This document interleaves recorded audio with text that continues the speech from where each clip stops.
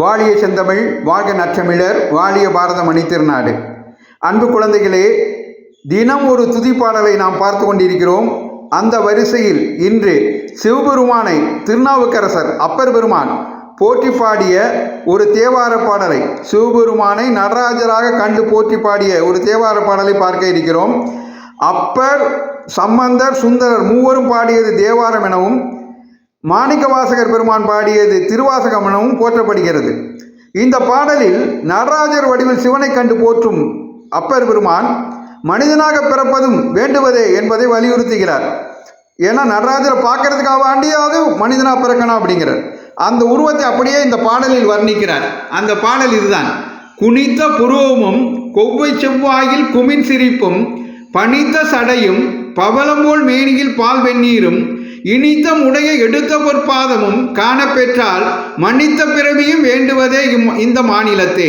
அது குனித்த புருவம், வளைந்த புருவம். கொவ்வை செவ்வாய், அது கோவப்பழம் மாதிரி செவந்திருக்கிற அழகிய வாய். அதில் குமின் சிரிப்பு, அப்படியே மென்மையான ஒரு புன்னகை. சொல்லப்போனால் நமட்டு சிரிப்புன்னு சொல்லலாம்.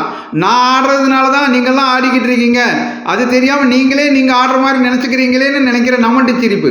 பனித்த சடை, அவர் தலையில் என்ன வச்சிருக்கார்? கங்கையாரை வைத்திருக்கிறார். அதனால அந்த கங்கையார் இருக்கிறதுனால அது பனி படர்ந்ததாக பனி போல இருக்கிறது.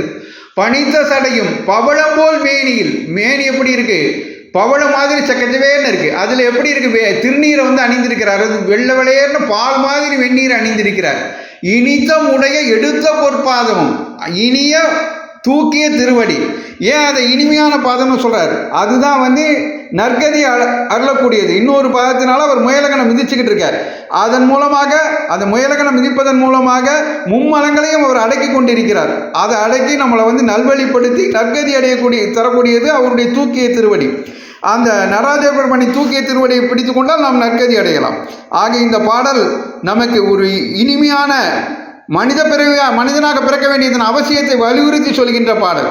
குனித்த புருவமும் கொவ்வை செவ்வாயில் குமின் சிரிப்பும் பனித்த சடையும் பவளம்போல் மேனியில் பால் வெந்நீரும் இனித்த முடைய எடுத்த பொற்பாதமும் காணப்பெற்றால் மன்னித்த பிறவியும் வேண்டுவதே இந்த மாநிலத்தே. குனித்த புருவமும் கொவ்வை செவ்வாயில் குமின் சிரிப்பும் பனித்த சடையும் பவளம்போல் மேனியில் பால் வெந்நீரும் இனித்த முடைய எடுத்த பொற்பாதமும் காணப்பெற்றால் மன்னித்த பிறவியும் வேண்டுவதே இம்மாநிலத்தே. நம்ம பாரதம் மாதிரி ஒரு தேசத்தில் பிறக்கிறதுக்கு, இதில் உள்ள இலக்கியங்களையும் நூல்களையும் படிப்பதற்கு, இதில் உள்ள இடங்களை பார்வையிடுவதற்கு நாம் 700 பிறவி எடுத்தாலும் காணாது. எனவே மீண்டும் மீண்டும் இந்த மண்ணில் பிறப்போம், இந்த மண்ணிற்கு உழைப்போம். வந்தே மாதரம். வளர்க பாரதம்.